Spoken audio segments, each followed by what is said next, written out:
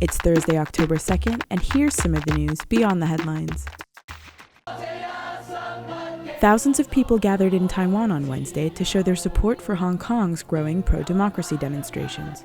Many of the protesters chanted the slogan, "Today's Hong Kong, tomorrow's Taiwan." The two have a close relationship and are under increasing pressure from China.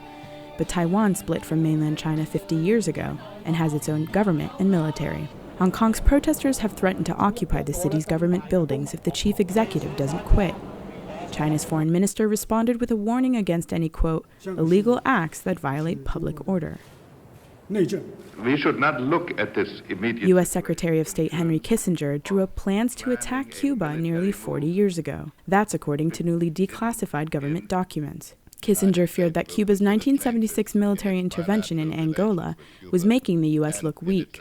He told several White House officials that the actions of then-President Fidel Castro would have frightening implications across the globe. Days later, Kissinger presented several contingency plans that ranged from a military blockade to airstrikes and mining of Cuban ports. But the documents also warned of the risks of an attack, such as a wider conflict with the Soviet Union and a ground war to defend the U.S. naval base at Guantanamo Bay.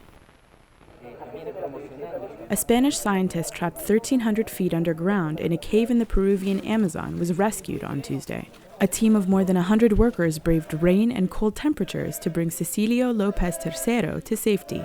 Several of his colleagues traveled from Spain to South America to join the effort.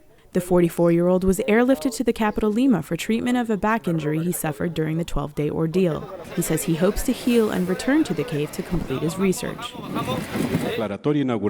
Mexican prosecutors have charged 3 soldiers with homicide in the June killings of nearly 24 suspected gang members in the country's south. The military initially reported that the 21 men and 1 woman died in a long firefight with a squad of 8 soldiers in the rural town of San Pedro Limón. A witness who asked to remain unnamed claims that the alleged gang members had surrendered and that soldiers led them back into a warehouse, where they were killed.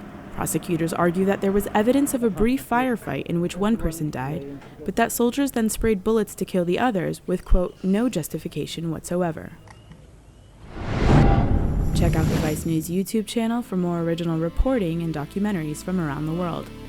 Parce qu'ils sont en train de buter une putain de forêt et que je constate juste notre impuissance face au capitalisme et à sa manière de dévorer la terre encore et encore et encore et encore. C'est un endroit où j'ai grandi, où je suis venu avec mes parents, je suis venu avec mes amis quand j'étais plus jeune, mais c'est aussi un endroit qu'il faut préserver pour son importance au niveau de l'écologie, c'est ça qui est hyper important.